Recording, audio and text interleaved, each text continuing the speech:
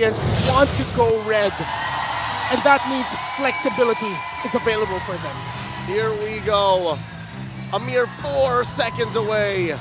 The Champions Arena pulsing in excitement. The tension so thick you could cut it with a blade of heptases. Ladies and gentlemen, we are in the draft. Liquid Echo on the play. They could go for a gambit here, force out the Fredrin. They know for sure that Falcons have to ban out the Harith. I hate it when I'm right. They give it. They actually give it to Liquid Echo. Carl TZ has had a glowing season when he got to play the Fredrin. Barely given to Liquid Echo, but this is a sign that Falcons AP.Bren have power picks available for them on the red side. That Novario on Few has been fantastic. Yu Zhong has risen up in the playoffs as a priority on the red side now with how well it just duels in lane. But for Falcons AP.Bren, Flap TZ actually, he is currently 5-1 or 5-0 this season on the Yu Zhong, undefeated. I was gonna think that the whole Novaria and YZ Prio for the Falcons was a RSG thing, but even in this matchup, again the rematch with Liquid Echo, they still want to get those heroes outside the barracks to close up phase 1. That's intense. I don't remember going through this fast for the first phase of the draft, but it's already through, and things are falling into place. Jungle matchup, obviously something that we've seen time and time again. Mid lane as well. And I think that's where you have to kind of wonder, okay, what are the ultimates going to be available for the Valentina as we even get to that second phase? But look at the Carmilla. Carmilla's actually still being banned here. What? Yep, we've evolved the meta. Falcons AP.Bren respecting the Carmilla of JP. Respecting Daddy JP! Yeah, you gotta.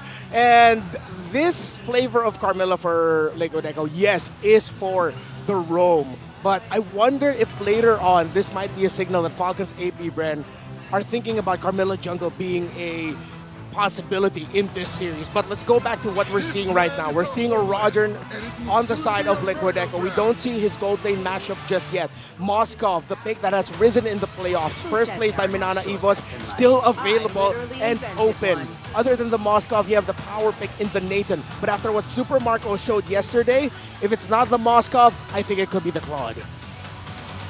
Claude is still your peanut butter, right? Claude is still your cookie cutter marksman. He's peanut butter and, or wait, sorry. Peanut butter cookie cutter. He's just good with anything. Who's the jelly then? We'll have to think about that. Wow, you stumped us there. Who would be the jelly to Claude? So it's a pair? Well, technically, Dexter is. All right, that counts. I'd say Minotaur. I love seeing Minotaur and Claude together. Yeah. Oh, yeah. I was going to say the Matilda because that was pretty sick too. That Oh, too. the Matilda. Yeah. Claude. There you go. Both have been banned out. Going into the second phase, let's see what Coach Ducky and Coach Treb have in their minds. The Moskov. There he is. Yep. Cross-map plays going to be available here for Falcons AP.Bren. Very static and quite honest is the team fighting of Falcons AP.Bren. You need a stronger EXP laner on the side of Liquid Echo. If it's not going to be something like a Benedetta, it could be this, the Paquito. And that controllability being dished out will be dangerous for the entry of Falcons AP.Bren. And here comes the flexibility of Daddy JP with a Florin as his first pick for this Grand Finals. That's not something I would have expected from JP, but he pulls out the Florin here. And this is interesting. How do they want to answer this Florin pickup? I gotta say, man, there's nothing that Daddy JP can't do. That's true. He is a former jungler. One of the first few that went out to M1 to compete. He has been here since before the scene has been established to the level that it is now. He's a dad of the league. Put respect on his name. He can play Florin. I wonder if the pickoff will be the roamer for Falcons AP.Bren. No! They match heal for heal. All right. In the playoffs, it's still a 0% win rate for Oakwood. Yeah, it's still, they had difficulty with the Rafaela yesterday. I was thinking he could consider the Kaja, but then considering there's a Valentina, wow, I can't believe it. In the Grand Finals, the first game, Liquid Echo and Falcons AP.Bren are running lineups that are both running roamer heals. Well, you know what? You got to start somewhere. Look at the audience prediction here, too. 41-59. Oh, Liquid Echo are the favorites right now for the crowd online and potentially even on site.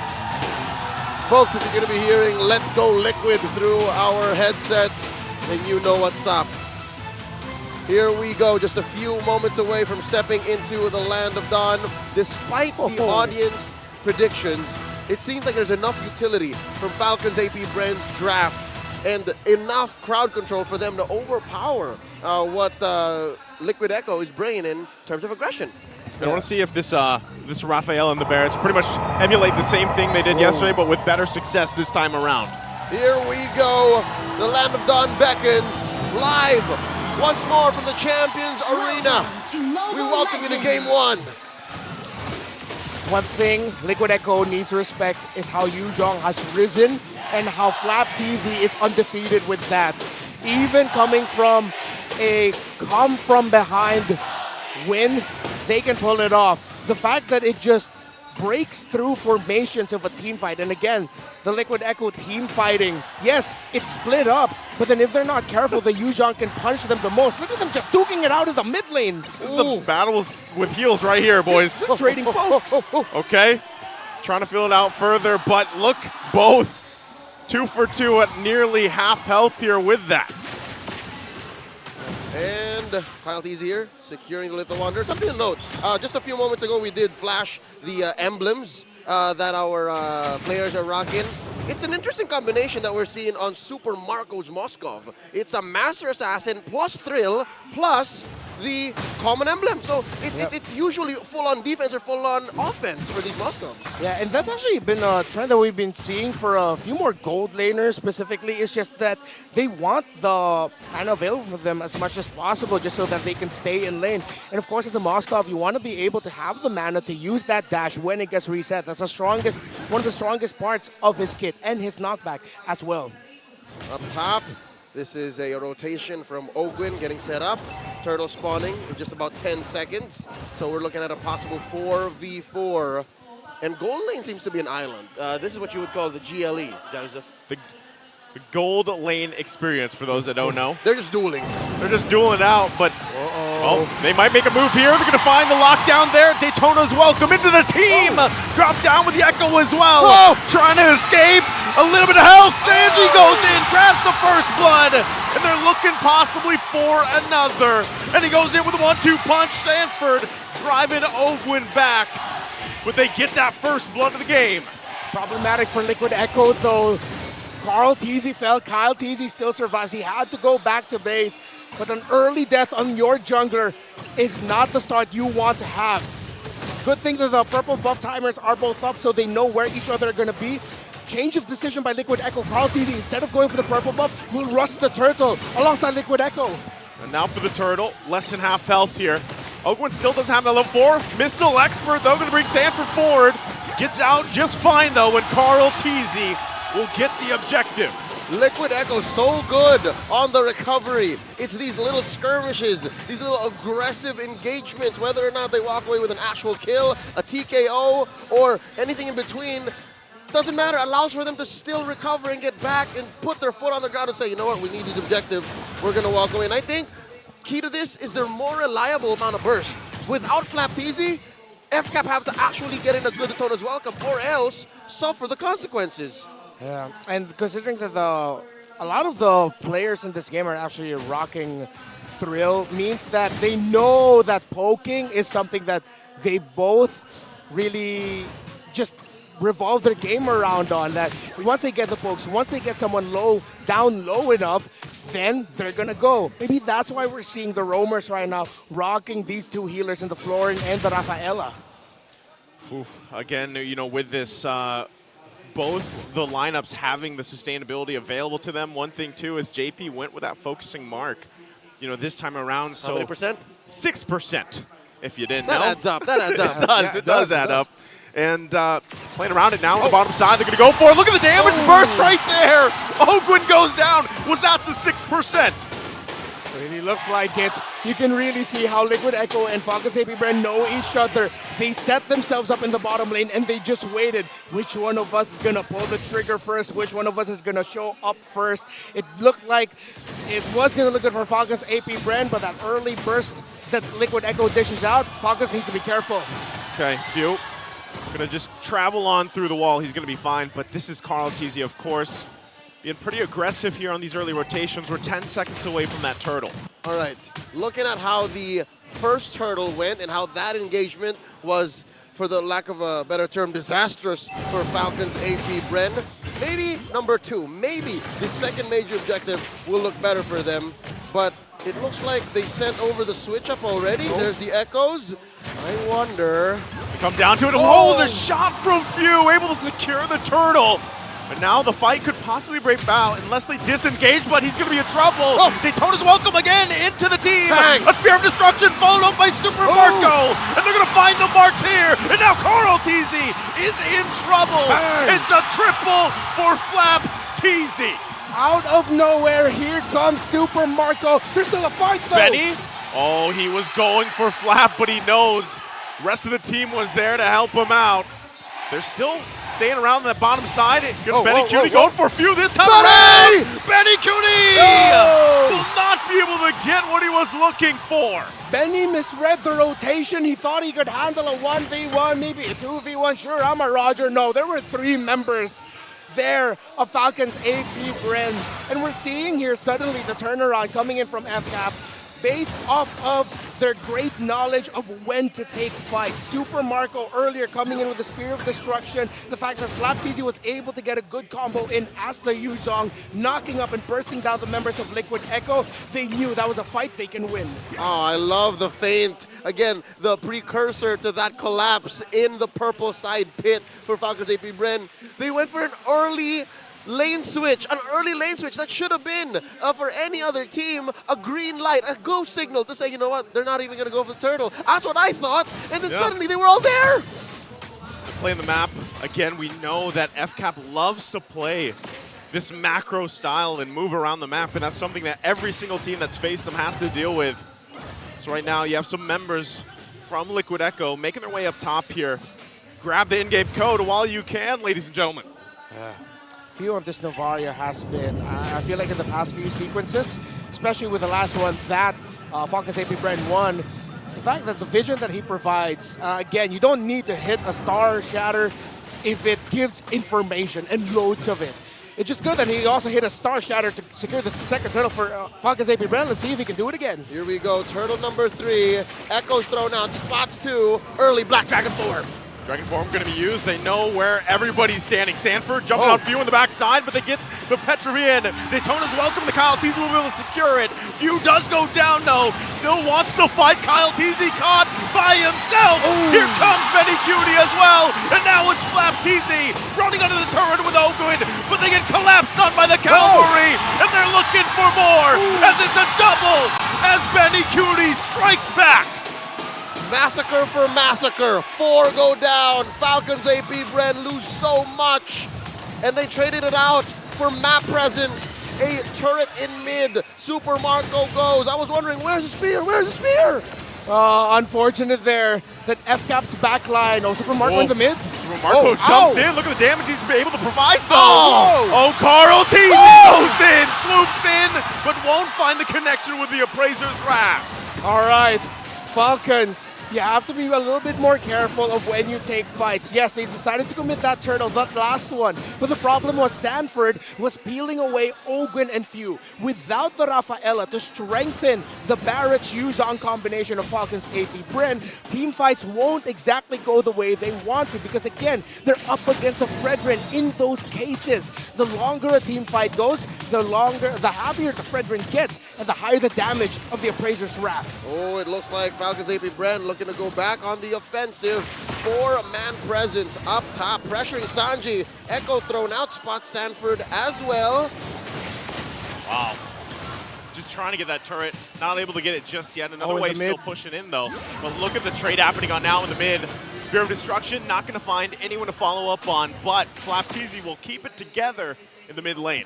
Yeah, and Falcons AP.Bren, they know the importance of the mid lane tower. People are probably wondering, what's Yuzong doing a Black Dragon form for nothing? No, that's him clearing and pushing back the members of Liquid Echo, because if you trade out or allow Liquid Echo to break that tower in the mid, then it's going to make things a little bit more even in terms of map control. The fact that Falcons already broke the mid lane tower of Liquid Echo means they have more room to press forward, and things like this have a little bit more advantage in the Lord pit. And now the dance has begun. 9 minutes, 45 seconds in. Lord, 3/4 of its health. Carl catches the shower shatter. Benny Cutie Throwing beads out. Lord here, less than half health. Sanford, fully champ, stands up too. We're gonna take a quick look. Lord, a fourth of the health. Will Praetor grab. Gonna be grabbed. Carl TZ able to get it. But now that Daytona's welcome, they want to force the fight here. He spits them back out. Sanford jumps in the back, knocks multiple members up. And now they want to cut off on the backside. But Flap's still fighting all by himself, holding it together. And Sanji has to run too. It's only Flap that falls down. Liquid Echo hunting as one. They did not let Falcons AP.Bren break their formation, and they walk away with the Lord and a kill on Flap. Oh, that was Falcons AP.Bren actually taking a 50-50 with that Lord, but Carl TZ was able to win it out. Carl TZ was half a second late.